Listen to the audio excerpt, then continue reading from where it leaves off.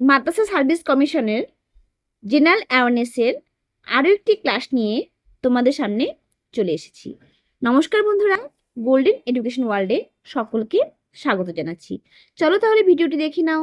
ভিডিওটি ভালো লাগলে, উপকারে আসলে লাইক করে দিবে, আর চ্যানেলে যদি নতুন এসে থাকো চ্যানেলটিকে সাবস্ক্রাইব করে দিবে।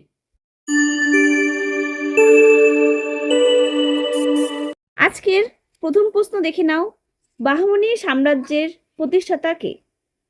এখানে উত্তর হবে ডি, আলাউদ্দিন বাহমান শাহ। তিনি হাসান গাঙ্গু নামেও পরিচিত ছিলেন।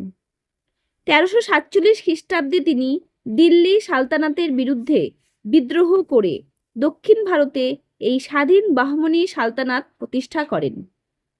পরের প্রশ্ন, চোলদের রাজধানী কোথায় ছিল?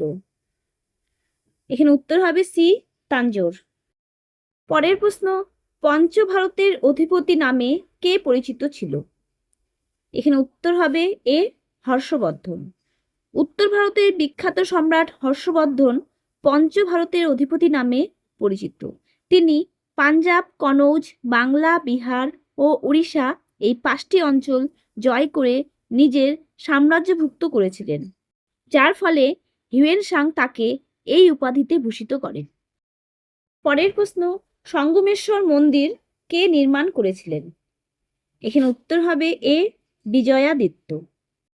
পরের প্রশ্ন, শালুব বংশের প্রতিষ্ঠাতা কে? এখানে উত্তর হবে সি, প্রথম নরসিংহ। পরের প্রশ্ন, পুদুচেরি কোন দেশের অধীনস্থ ছিল? এখানে উত্তর হবে সি, ফ্রান্স। দীর্ঘ 138 বছর ধরে ফ্রান্সের অধীনস্থ ছিল পুদুচেরি। পরের প্রশ্ন, কুকি উপজাতির লোকেরা কোন রাজ্যে বাস করে?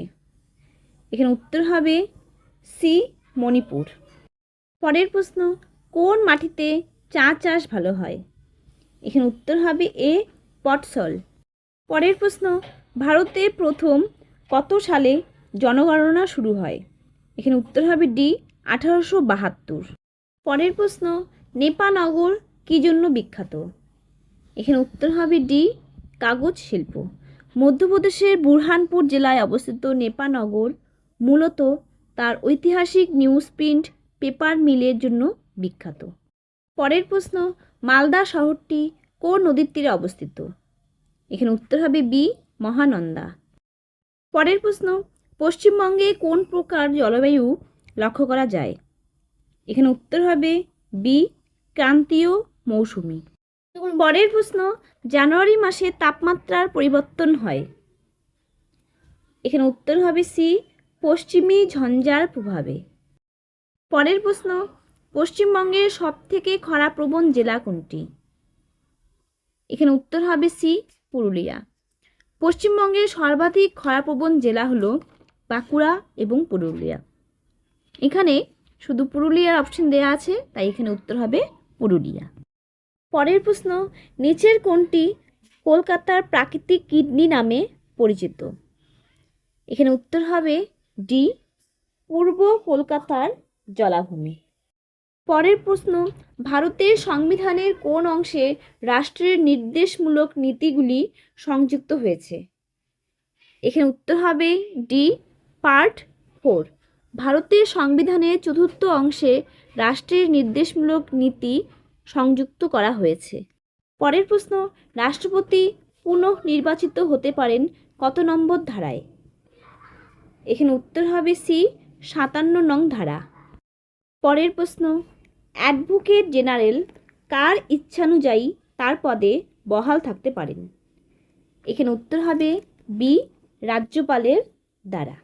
ভারতের সংবিধানের 165(3) অনুচ্ছেদ অনুযায়ী রাজ্যের অ্যাডভোকেট জেনারেল রাজ্যের গভর্নর বা রাজ্যপালের ইচ্ছানুযায়ী তার পদে বহাল থাকতে পারেন। পরের প্রশ্ন, ন্যাশনাল লিগ্যাল সার্ভিসেস অথরিটি কবে গঠিত হয়? এখানে উত্তর হবে বি, 1995। 1995 সালের 9ই নভেম্বর গঠিত হয়েছিল ন্যাশনাল লিগ্যাল সার্ভিসেস অথরিটি। পরের প্রশ্ন, ভারতবর্ষে সর্বপ্রথম কোথায় পঞ্চায়েত ব্যবস্থা গঠিত হয়? এখানে উত্তর হবে সি, রাজস্থান। 1959 সালের 2রা অক্টোবর জাতির জনক মহাত্মা গান্ধীর জন্মজয়ন্তীতে তৎকালীন প্রধানমন্ত্রী জওহরলাল নেহেরু রাজস্থানের নাগৌর জেলার বাগদারি গ্রামে প্রথম এই পঞ্চায়েতি রাজ ব্যবস্থার উদ্বোধন করেন। পরের প্রশ্ন, সিবিআই মানে সেন্ট্রাল ব্যুরো অফ ইনভেস্টিগেশন কবে গঠিত হয়? এখানে উত্তর হবে সি 1963। 1 এপ্রিল 1963 সালে প্রতিষ্ঠিত হয়। পরের প্রশ্ন, কোন পৌষ্টিক রসে পরিপাকে সাহায্যকারী কোনো উৎসেচক থাকে না? এখানে উত্তর হবে এ পিত্তরস। পরের প্রশ্ন, বিএমডি পরীক্ষা নিম্নলিখিত কোন ব্যাধিটির শনাক্তকরণের জন্য করা হয়? এখানে উত্তর হবে বি অস্টিওপোরোসিস মানে হাড় ক্ষয় রোগ। পরের প্রশ্ন, কৃষিক্ষেত্রে আগাছা নির্মূল করতে কোন হরমোন ব্যবহৃত হয়? এখানে উত্তর হবে সি 2,4-D নামক কৃত্রিম বা সংশ্লেষিত অক্সিন হরমোন ব্যবহৃত হয়। পরের প্রশ্ন, নিম্নের কোনটি ভাইরাস ঘটিত রোগ নয়? এখানে উত্তর হবে এ টিটেনাস। টিটেনাস হলো ক্লস্ট্রিডিয়াম টেটানি নামক ব্যাকটেরিয়ার দ্বারা সৃষ্ট একটি গুরুতর ও মারাত্মক সংক্রামক রোগ যা স্নায়ুতন্ত্রকে প্রভাবিত করে। এই রোগ শরীরের পেশি শক্ত করে দেয় এবং চোয়াল ও ঘাড়ে তীব্র খিঁচুনি সৃষ্টি করে। পরের প্রশ্ন, কিসের কারণে রসুনের একটি বিশেষ গন্ধ পাওয়া যায়? এখানে উত্তর হবে বি একটি সালফার যৌগ। পরের প্রশ্ন, কোন আন্তর্জাতিক টেনিস টুর্নামেন্ট বছরের পর বছর একই স্থানে হয় না? এখানে উত্তর হবে বি ডেভিস কাপ।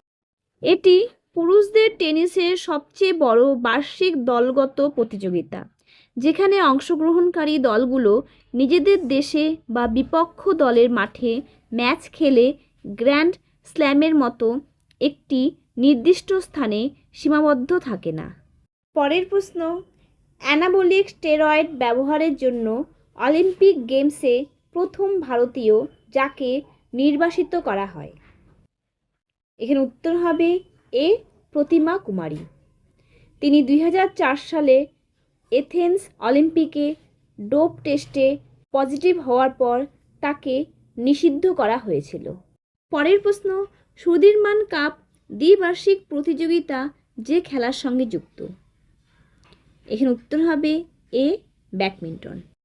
পরের প্রশ্ন, মহিলাদের ওয়ার্ল্ড ইউনিভার্সিয়াড 30তম সামার ইউনিভার্সিটি গেমসে 100 মিটার প্রতিযোগিতায় স্বর্ণপদক পেয়েছেন কোন ভারতীয়? এখানে উত্তর হবে এ দ্যুতি চাঁদ। তিনি 11.32 সেকেন্ডে দৌড় সম্পন্ন করে প্রথম ভারতীয় নারী হিসেবে বিশ্ববিদ্যালয় গেমসে ট্র্যাক অ্যান্ড ফিল্ডে এই সোনা অর্জন করেন।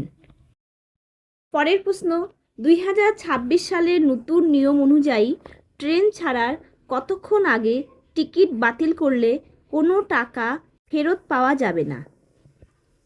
এখানে উত্তর হবে সি 8 ঘন্টা।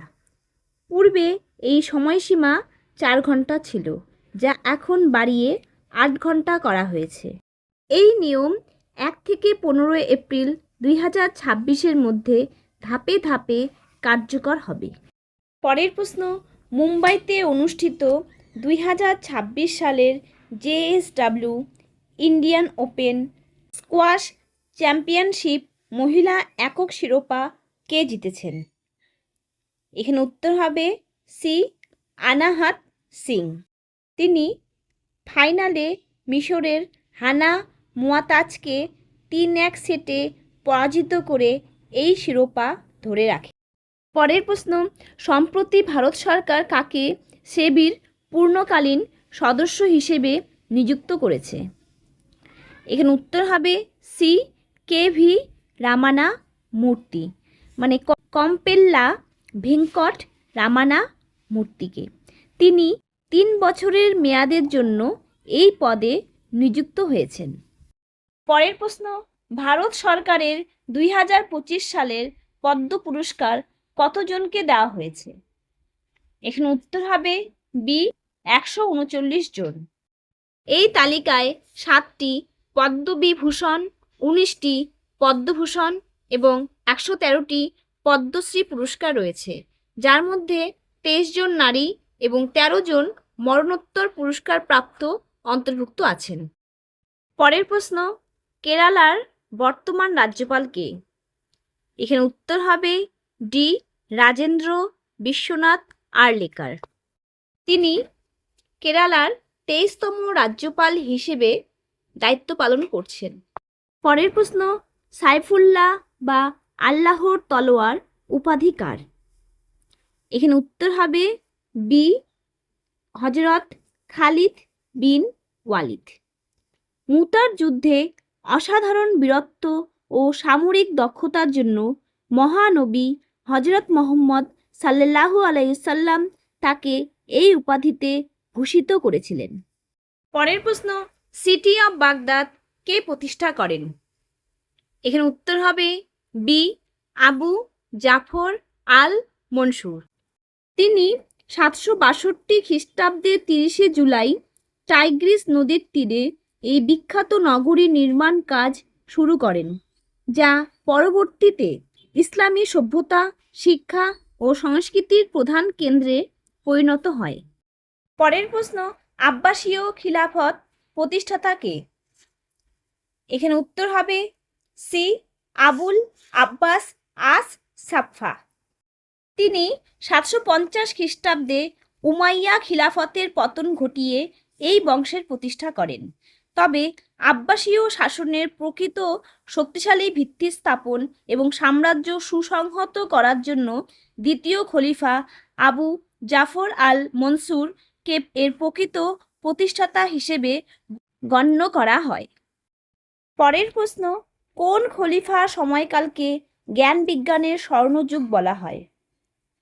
এখানে উত্তর হবে বি হারুন অর রশিদ। তার সময়ে বাগদাদ বিশ্বজ্ঞান ও সংস্কৃতির কেন্দ্রে পরিণত হয়। এবারে তোমরা আজকের শেষ প্রশ্ন দেখে নাও। আব্বাসীয় খিলাফতের শেষ খলিফা কে ছিলেন? এখানে উত্তর হবে বি আল মুস্তাসিম বিল্লাহ। তিনি 1242 থেকে 1258 সাল পর্যন্ত বাগদাদ শাসন করেন এবং 1258 সালে হালাকু খানের মঙ্গল বাহিনীর হাতে বাগদাদ ধ্বংস ও খলিফার মৃত্যুর মাধ্যমে বাগদাদের আব্বাসীয় খিলাফতের চূড়ান্ত অবসান ঘটে।